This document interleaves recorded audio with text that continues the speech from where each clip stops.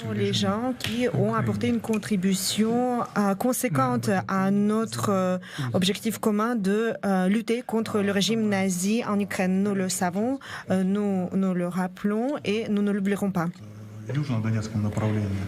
Les points les plus chauds, c'est le sud de Donetsk, Urozhaine, Staromayorsk, où l'adversaire essaye de se fixer. Et nos gars font le maximum. Ce sont des formations bien compétentes. Ils travaillent bien. Et puis, un autre point chaud, c'est Artemovsk. Et puis, je donnerai mon évaluation générale. C'est une stabilisation pas à pas de la situation. Et puis, c'est vrai que quand j'étais en route hier, j'ai appris cette nouvelle inquiétante liée à la mort d'Evgeny Prigojine. C'est un sujet douloureux car beaucoup de gars sont morts pour libérer Artemovsk. Donc nous avons été très inquiets en apprenant cette situation, mais nous comprenons à quel adversaire nous avons affaire et nous comprenons que l'adversaire ne s'arrête devant rien.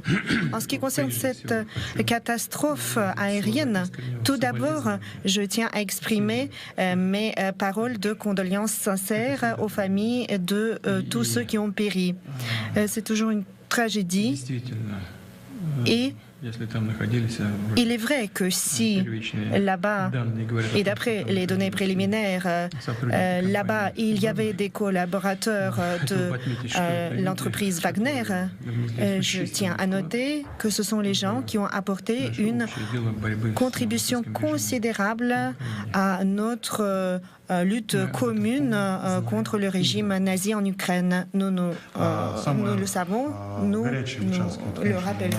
Voilà donc pour ces déclarations brèves de Vladimir Poutine, mais ce sont la première fois qu'il réagit, le président russe, à la mort d'Evgeny Prigojine. Alors je le rappelle, il salue donc un homme talentueux qui a commis des erreurs. C'est une réaction qui interpelle évidemment parce que de très nombreuses personnes considèrent qu'il est le commanditaire de ce crash et le responsable de la mort d'Evgeny Prigojine. La façon dont il s'exprime, il répond à une question. Il a l'air presque gêné dans sa réponse. Vous l'analysez comment? Qu'est-ce que vous voyez des images il essaye de dire, sans dire trop de mal de Prigojine, parce que pour moi, il essaye quand même de draguer les milliers de soldats qui appartiennent à Wagner et qu'il va quand même essayer de réintégrer dans l'armée.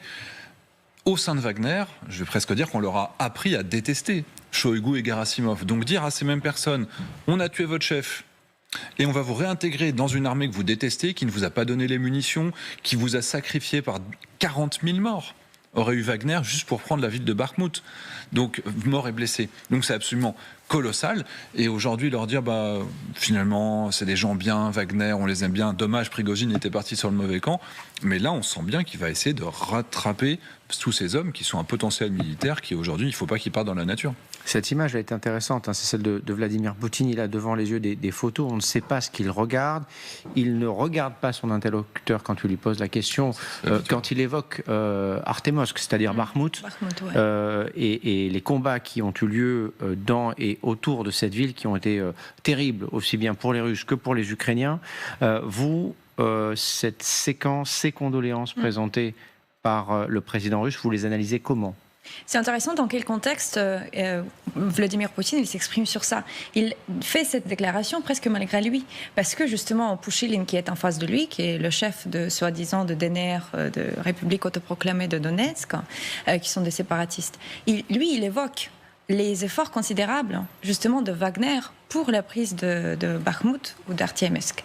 Et c'est sur ce point-là où Poutine rebondit. Il ne peut pas nier le fait que quand même il y avait cette contribution, comme il a dit, dans la lutte contre notre ennemi. Et cette contribution était considérable parce qu'on sait que les pertes étaient énormes côté aussi Wagner. Justement, ce que les témoignages qu'on a pu entendre des soldats ukrainiens, il y avait des paquets de Wagner qui n'arrêtaient pas de venir. Et c'est par ça, en fait, qu'ils ont pu faire reculer l'armée. Alors, aussi, une chose importante, c'est qu'il y a beaucoup de populations, il y a certaines gens qui apprécient Prigojine, en Russie, je veux dire. C'est-à-dire qu'il y a quand même une popularité qu'il ne faut pas nier. Alors Poutine, il essaie d'aussi ménager ça. Et cela, on va y revenir justement. Quelles vont être les conséquences de la disparition du chef de Wagner pour Poutine, pour la Russie, pour l'ensemble du monde? Voici les indispensables de Lucille de Villers.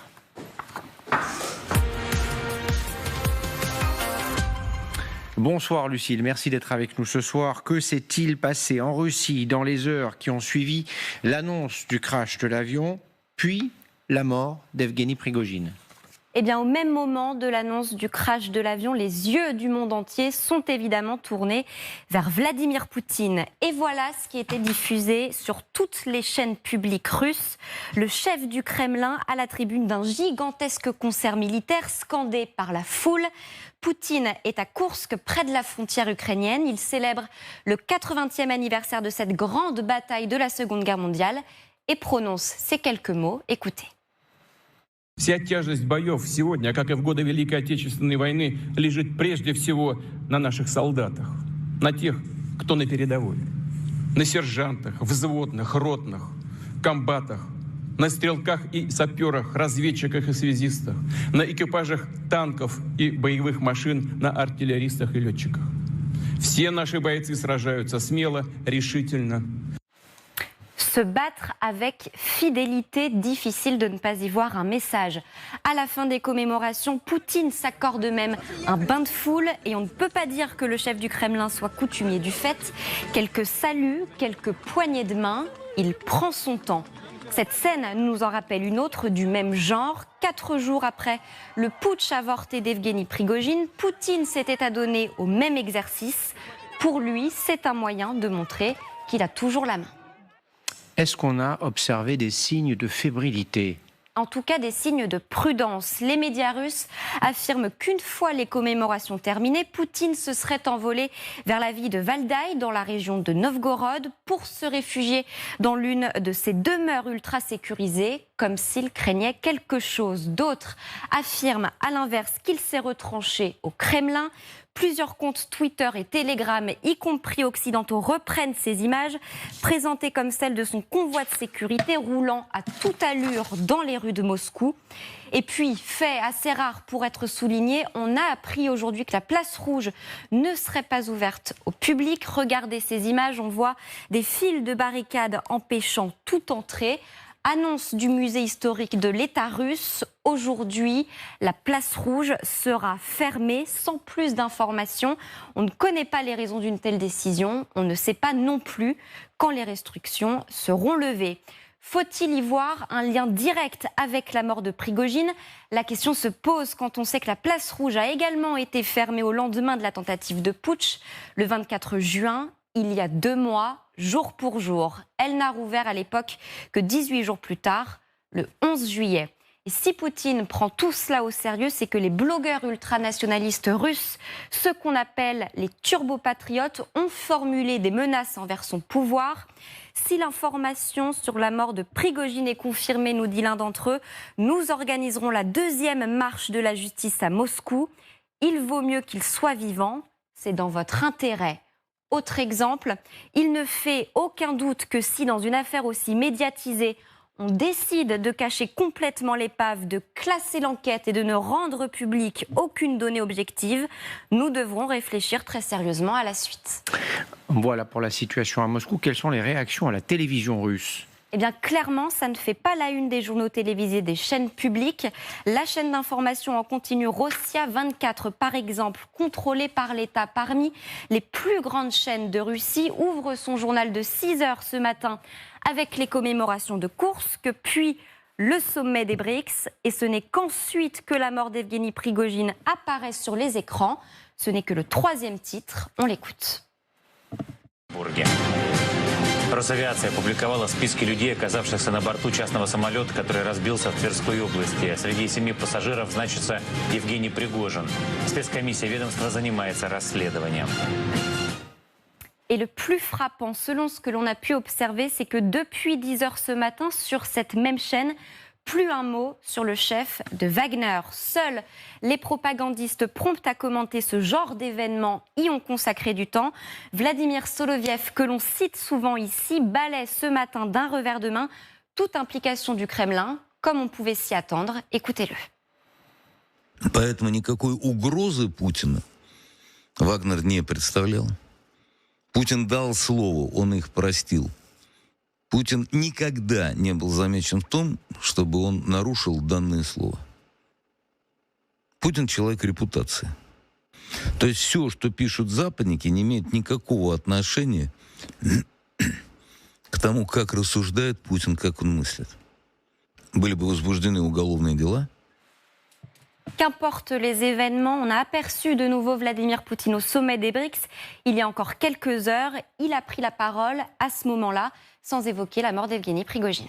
Merci Lucille pour toutes ces précisions. Je vous le rappelle, si vous nous rejoignez, c'est l'information de ce début de soirée, la réaction de Vladimir Poutine au crash de l'avion dans lequel se trouvait Evgeny Prigojine.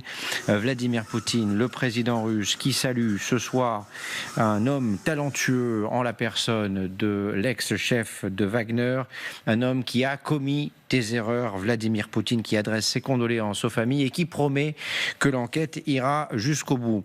Cette mort, cet assassinat, si c'est cela dont il s'agit, évidemment, est-ce, selon vous, un avertissement, un message aux élites russes? Pour moi, c'est en partie un avertissement, mais c'est aussi une vengeance qui était indispensable pour Vladimir Poutine. Premièrement, pour laver l'humiliation qu'il avait subie, et deuxièmement, parce que c'était nécessaire pour tenir au pouvoir.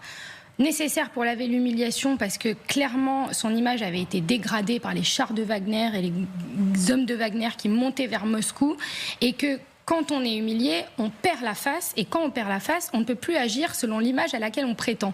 Donc nécessairement, quand quelqu'un se sent humilié, il a besoin de se venger pour laver son image. Donc là, c'est ce qui s'est passé. Moi, j'étais tout à fait étonnée de l'absence de réaction de Vladimir Poutine. Hier, on émettait l'hypothèse que le limogeage du général Sourovikine était un début de vengeance. Quelques heures après, on apprend que c'est la mort de Prigojine. Pour moi, c'est une vengeance et un lavage de l'humiliation.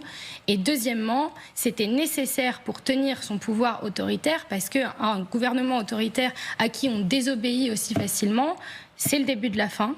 Donc il était nécessaire de rétablir et de durcir le mécanisme et montrer, le message est clair, là, on ne désobéit pas à Vladimir Poutine. Alors est-ce maintenant la fin du début de la fin? En tout cas, cet épisode qu'il faut quand même relativiser, à mon avis, pour moi, il y a un événement bien plus important aujourd'hui qui est la fête de l'indépendance de l'Ukraine, 24 août, où un pays de 40 millions d'habitants est debout derrière son président pour défendre son indépendance alors qu'il est en guerre. Ça c'est un événement important.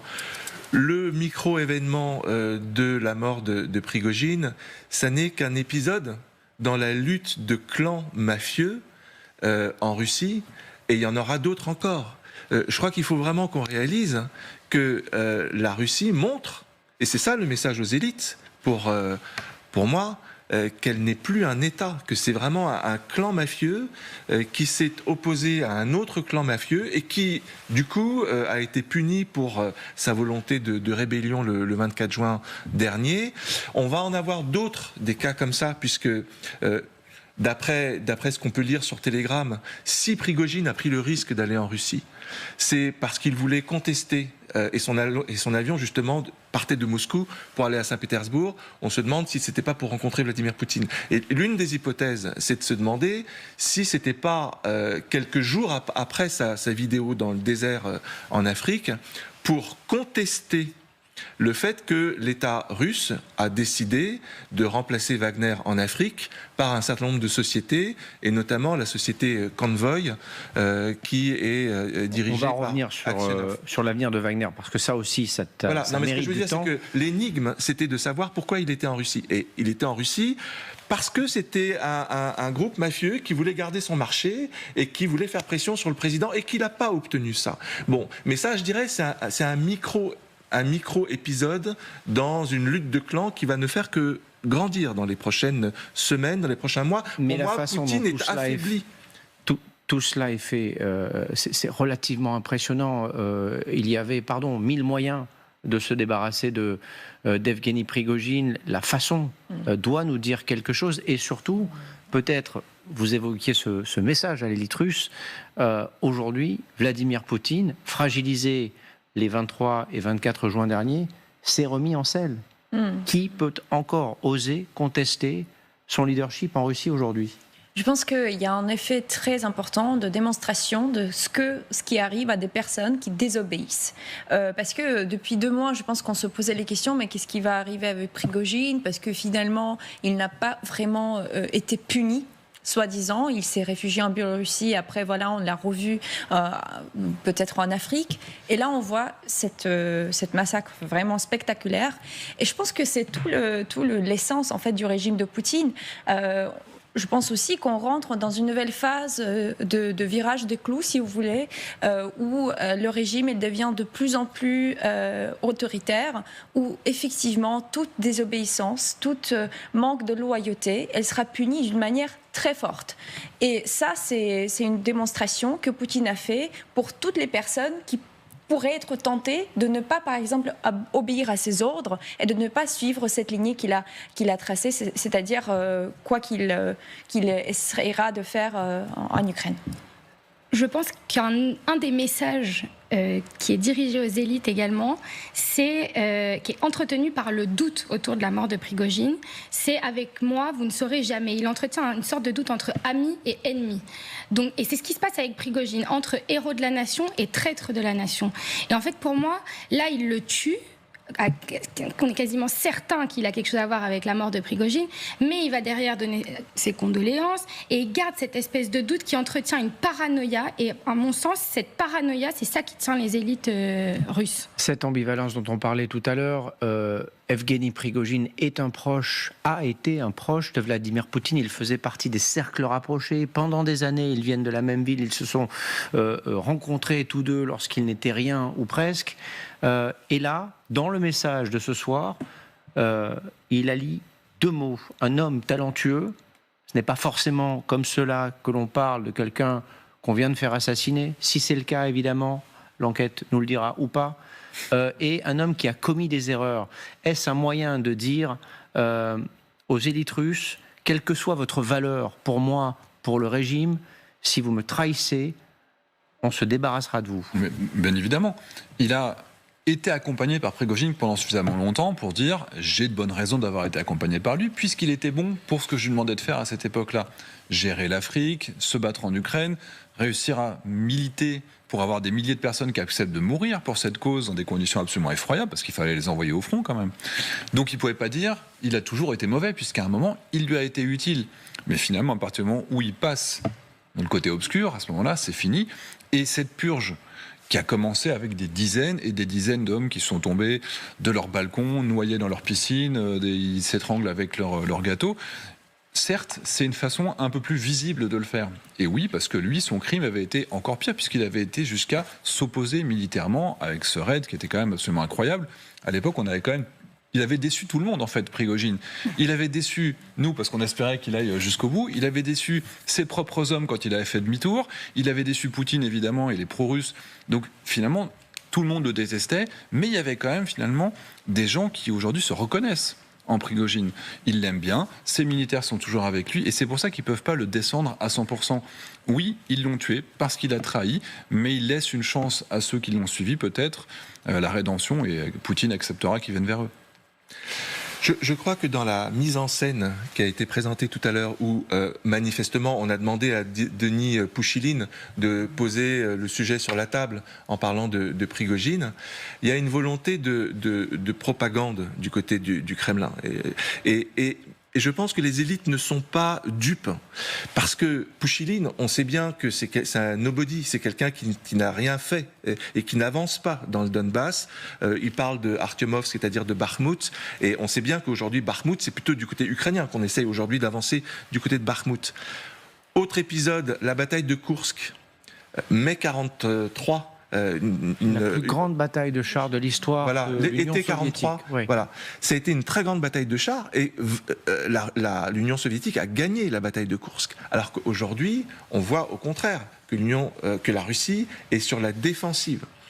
Donc, ils cherchent à magnifier des succès passés, alors que, très concrètement, au contraire, les Russes sont aujourd'hui sur la défensive. Donc le message que les élites russes entendent, c'est bien un message de propagande et un message que l'État ne va plus les protéger. Il n'y a plus d'État en Russie, que c'est vraiment une logique mafieuse qui règne. Et je pense que c'est pas ça qui va aider le régime de Poutine de se perpétuer, parce qu'on sait en plus que là, les soldats de Wagner sont en train de quitter le Biélarus, qu'il y a beaucoup de mécontentement, ça a été dit, et que donc il y a maintenant des dizaines, peut-être des centaines de tireurs d'élite qui sont hostiles à Poutine et qui vont être dans la nature. On va les entendre tout à l'heure parce qu'il y a eu beaucoup de réactions, notamment sur les réseaux sociaux. Aujourd'hui, Vladimir Poutine, ce soir, qui adresse ses condoléances aux victimes du crash, qui parle d'hommes talentueux en évoquant Evgeny Prigojine, mais qui dit il a commis des erreurs. Reste que c'était l'un des seuls à avoir une certaine liberté de parole, Evgeny Prigojine. Il disait souvent tout haut ce que de très nombreuses personnes, y compris au sein de l'armée, pensaient tout bas. Le fait qu'il ait été tué, qu'est-ce que ça change pour Poutine? Est-ce que ça le prive de remontées, d'informations auxquelles il n'avait peut-être pas accès?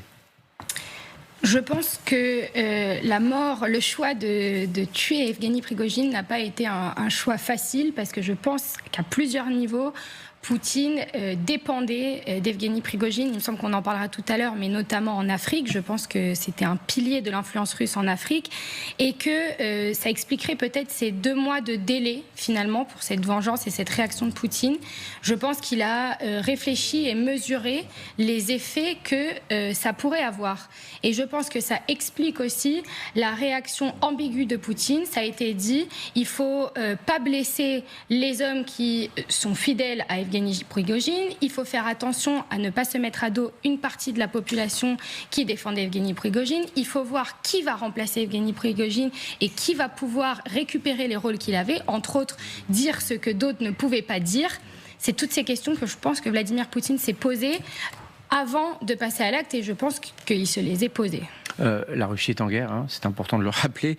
Shoigu et Gerasimov, les ennemis de Prigojine, est-ce que ce sont finalement aujourd'hui les grands gagnants de cette mutinerie? C'est intéressant parce que comment on qualifie le grand gagnant?